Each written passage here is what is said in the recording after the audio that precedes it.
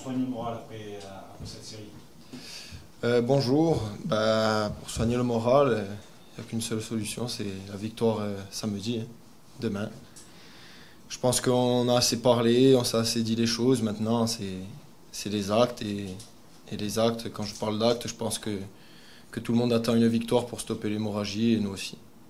Justement, quand on est dans une dynamique de groupe qui malheureusement n'est pas facile, très clairement depuis 4 matchs, comment on peut essayer d'inverser les choses, surtout après un derby qui émotionnellement a été difficile pour tout le monde? Comme je l'ai dit, il faut que tout le monde reste concerné, il faut qu'on ne lâche pas l'entraînement, et pas lâcher, il faut encore plus travailler à l'entraînement, encore plus s'entraîner et encore plus rester soudé pour réussir à inverser la tendance.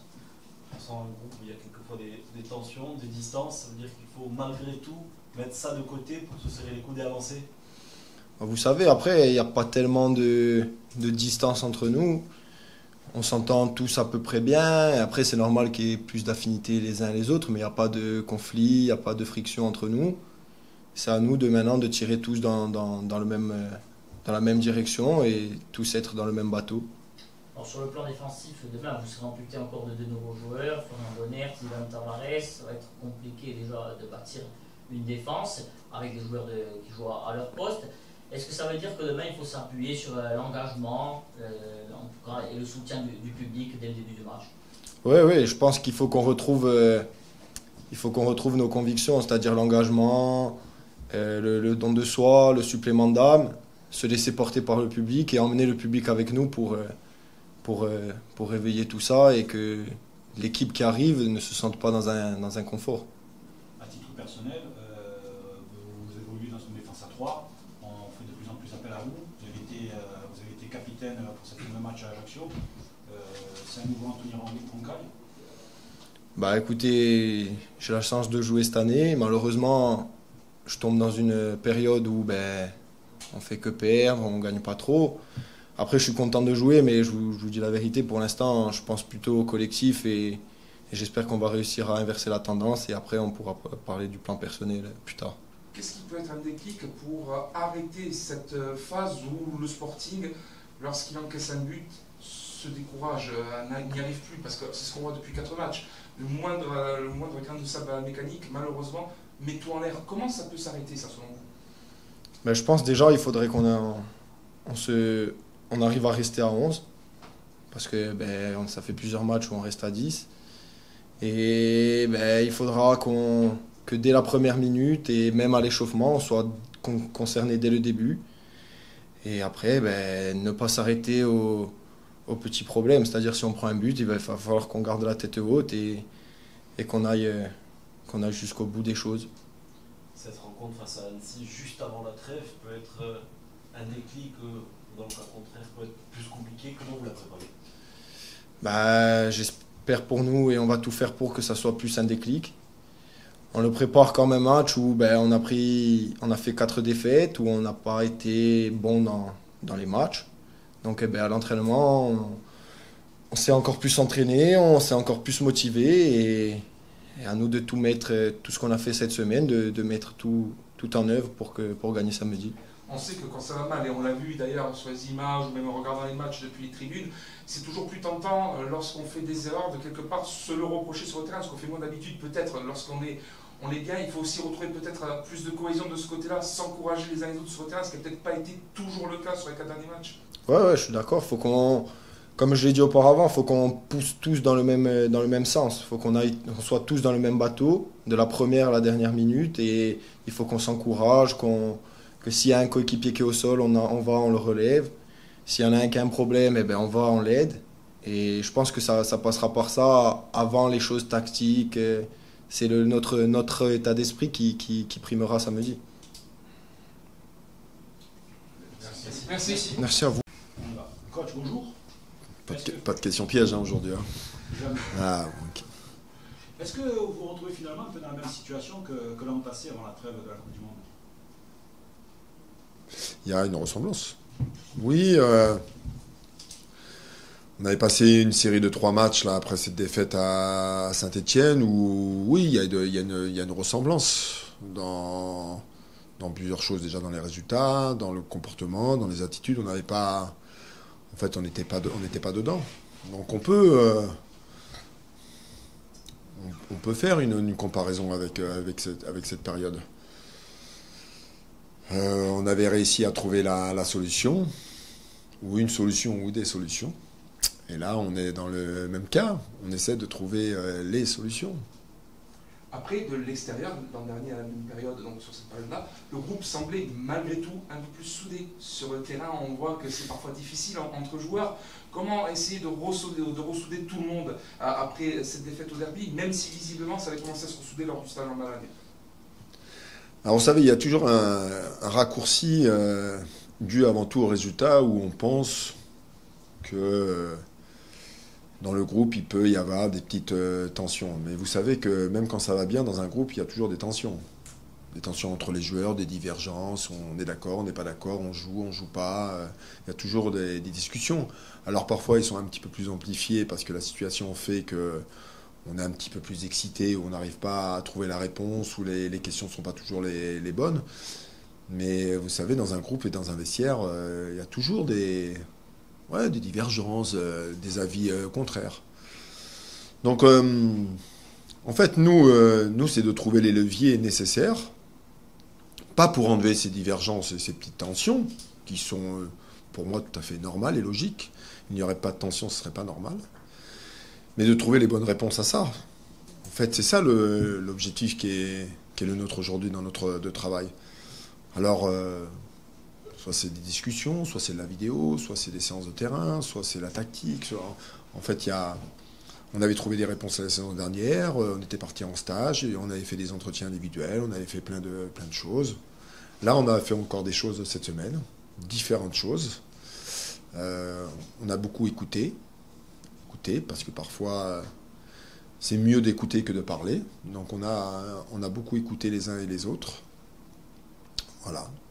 En essayant et en espérant qu'on a trouvé le bon antibiotique pour se guérir du moment, en fait. Coach, depuis la précédente trêve, le Sporting n'y arrive plus. Aujourd'hui, on a, au dernier match avant la trêve, face à une équipe d'Annecy avec pas mal d'absents, tout comme le Sporting, c'est l'occasion de mettre enfin un terme à cette série négative. En fait, le plus important aujourd'hui, c'est pas l'adversaire en fait qu'on va rencontrer. Le plus important, c'est nous aujourd'hui. Qu'est-ce qu'on va pouvoir y mettre, la façon dont on va y mettre les choses. Alors après, qu'il y ait des absents, j'ai presque envie de vous dire, ça me regarde pas. Je m'intéresse plus à mon équipe aujourd'hui et à avoir la disponibilité de mes joueurs, de trouver la meilleure des formules pour essayer de dégager quelque chose. Parce qu'aujourd'hui, il faut qu'on dégage quelque chose. On est tous sensibles à la situation d'aujourd'hui, mais en fait, on ne va pas se lamenter aussi tout le temps sur notre sort, tous les jours et toutes les heures. En fait, ça ne sert strictement à rien de se lamenter tout le temps. En fait, ça nous enfonce encore plus. Donc, par différents moyens, voilà, il faut relever la tête. C'est tout. Il faut prendre les choses un peu en main. Et je ne veux pas dire d'essayer, parce qu'il ne faut pas essayer, il faut faire. Là, on n'a plus le temps d'essayer. En fait, aujourd'hui, on est à l'heure de faire. On a senti, coach, le groupe touché psychologiquement après le match contre la CA et cette défaite, au-delà même de ce que ça pouvait représenter du côté émotionnel, le derby et la perte d'un derby. Une série de 4 matchs consécutifs de défaites. Il y aura aussi, sur le plan du groupe, 2 défenseurs supplémentaires, en tout cas, avec lesquels vous ne pourrez pas composer.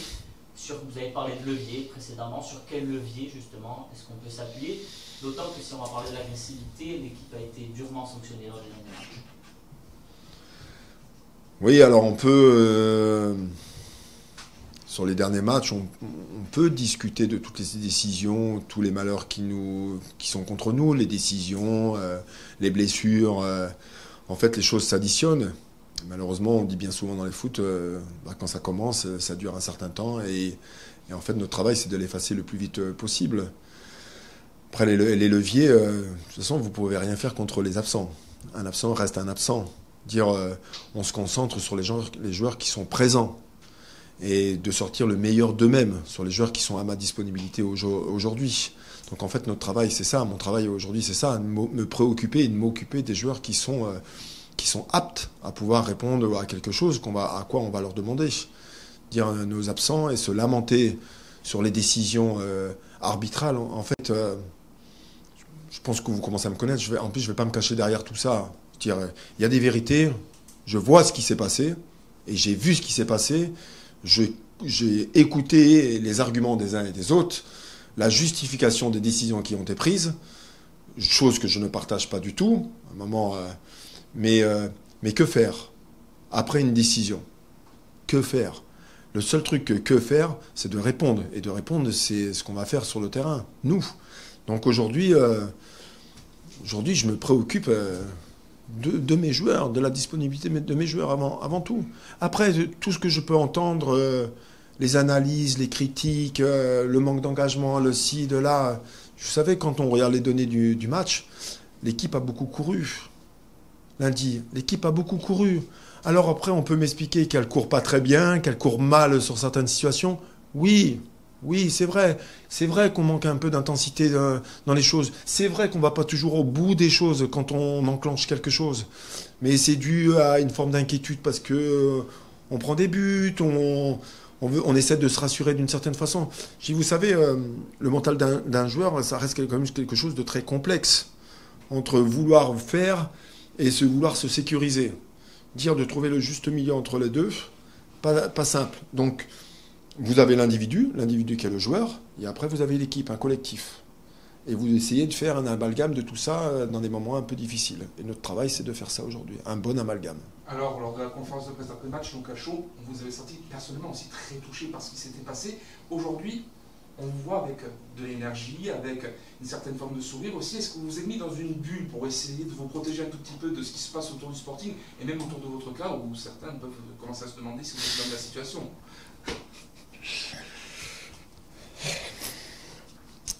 Que je me mette dans une bulle, en fait, moi, ce qui m'intéresse, c'est de m'occuper de mon équipe. Voilà. Ça fait plus de 20 ans que je suis entraîneur. J'ai été 15 ans joueur professionnel. Ce qu'il a pu se dire sur moi, ce qu'il va se dire, en fait, je ne vais pas dire que ça me passe au-dessus de la tête, parce que c'est jamais très agréable d'entendre des choses qu'on n'a pas envie d'entendre. Mais en fait, on fait ce métier, on fait pas ce métier que quand tout va bien. Il y a des moments, on sait qu'il y a des moments où c'est un peu plus difficile. Donc moi, je fais extraction de tout ça. Après, on peut m'expliquer, on peut me dire les choses, parce que on m'explique les choses. Mais je peux vous assurer que quand il y a des gens qui essaient de m'expliquer les choses, même dans mon cadre familial, je les coupe de suite, je dis je ne veux pas savoir. Je ne veux pas savoir. Dire ce qui m'intéresse avant tout, c'est le club, ce qu'on est en train de faire, et c'est l'équipe. Voilà, après le reste. Coach, votre prédécesseur, Anthony Rocca, il a dit qu'il faudrait qu'on arrive à rester à 11. Quel est le type de discours qu'un entraîneur peut tenir pour essayer d'avoir une équipe au complet pendant 90 minutes? Vous savez, avant les matchs, il y a tout un tas de discussions d'avant-match, de préparation de match, et parfois c'est un sujet. On ne peut pas se permettre de terminer à 10 à tous les matchs. Donc on avertit l'excès d'engagement ou de vouloir faire n'importe quoi, l'expulsion de Benjamin Santelli sur un geste inutile. Ça, c'est pas normal en fait, c'est pas normal. Dire l'expulsion de Dylan suite à une décision de l'arbitre qui est injustifiée, c'est lamentable, et de prendre des décisions à ce moment clé, juste avant la mi-temps. Bon, je vais pas approfondir ma pensée. Mais j'ai le droit de m'approfondir un peu certaines petites choses. Et une expulsion qui n'était pas du tout méritée, sachant que le joueur n'avait pas fait une faute pendant 40 minutes. Dire c'est comme la faute sur la blessure de Flo Bonert. Moi, en direct, on n'a pas le droit de penser que l'adversaire touche le pied de Flo Bonert et qui entraîne une torsion et une blessure grave. Et qu'en fait, on n'a même pas parlé. Mais moi, je ne vais pas me cacher ça. Mais je vois les choses. Je vois les choses. Alors maintenant, oui, ce serait une bonne idée de terminer les matchs à 11. Une très bonne idée, même. Coach, on a vu la blessure de Flo Bonert, il y a des suspendus. Quel est l'état actuel pour vous de votre défense dans votre groupe? Est-ce que vous allez faire appel à certains jeunes également, ou certains joueurs qu'on n'a pas vu depuis le début de saison? Il y a le cas de Guéo. Oui, Guéo, il y a Issa Dramé qui va revenir de blessure, qui a eu un petit problème petit problème et qui est revenu normalement. On fait avec la disponibilité des joueurs aujourd'hui. Maintenant, Lou, Guéo, est-ce qu'il va avoir l'opportunité de jouer demain? Voilà. Comme je vous le dis, vous verrez demain. Mais il y a tout un tas de réflexions. Et puis, on ne peut pas aussi se lancer à l'aveugle et à faire n'importe quoi. Il y a quand même des choses qui ont été mises en place. Il y a une structure qui a été mise en place. C'est pas l'état d'urgence ou l'état du moment qui fait qu'on va partir à l'aveugle et faire n'importe quoi.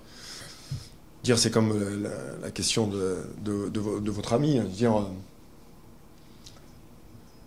Moi, je manque pas d'énergie et mon équipe, il ne faut pas qu'elle manque d'énergie aussi. Voilà. Et il faut qu'on dégage de l'énergie. Moi, je vais prolongation, on continue encore quelques questions. Ouais. Vous savez que j'ai vidéo là. Hein. De votre système offensif, Maggioti, Conte, ça a apporté quelques réponses pour vous? Alors des réponses, non. Non. On avait mis un système en place et on a bien vu jusqu'à l'expulsion, c'était très cohérent ce qu'on avait travaillé et on avait beaucoup insisté là-dessus. On a été rarement mis en danger. Nous avons rarement mis en danger aussi l'équipe d'Ajaccio aussi. Hein. On a la première opportunité avec ce contrôle de Fasciné qui roule sur le ballon dans la surface. Je considérais que nous, il fallait avant tout qu'on se rassure de ne pas prendre des buts. Et puis on prenait trop de vagues ces derniers temps. Donc il fallait solidifier un peu l'équipe. Ça avait fonctionné. Après, on ne va pas revenir sur ce qui s'est passé. Puis après, on joue à domicile. On est dans l'obligation de gagner le match. Mais aujourd'hui, j'ai presque pas envie de vous parler du résultat. En fait, le résultat sera la conséquence de ce qu'on va y mettre. Et demain, c'est le contenu de ce qu'on va y mettre qui fera le résultat. Et c'est ça qui est le plus important aujourd'hui. Il ne faut pas qu'on inverse les choses. De dire à des joueurs, demain, il faut gagner demain. Demain, il faut gagner. Oui, on sait qu'il faut qu'on gagne. Mais c'est ce qu'on va y mettre qui fait qu'on va gagner. Voilà. Un mot sur Fasciné Conte, vous l'avez titularisé donc contre l'ACA, il y a 18 ans, c'est un espoir qui a beaucoup quand même de qualité. Comment faire pour garder l'équilibre entre le fait de l'utiliser, parce que c'est pour le moment l'attaquant le plus efficace du Sporting, et le fait de le préserver pour ne pas trop, on va dire, brûler ses capacités, lui qui est jeune, lui qui a 18 ans? Mais pourquoi le préserver, dans votre question? En fait, on s'en fout. Moi, je n'ai pas lieu de le préserver, moi.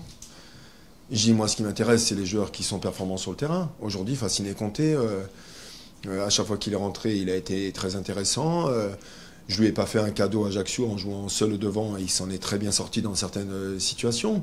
Donc qu'il ait 18 ans, qu'il ait 35 ans, en fait, moi j'en ai rien à faire de ça. Je dis préserver de quoi? Je dis aujourd'hui on est dans une situation où les meilleurs joueurs doivent jouer sur le terrain. Moi, si je considère que Fasciné, malgré ses 18 ans, fait partie de mes meilleurs attaquants, Fasciné il jouera. Préserver de quoi? Pas rien. Je suis désolé. Julien.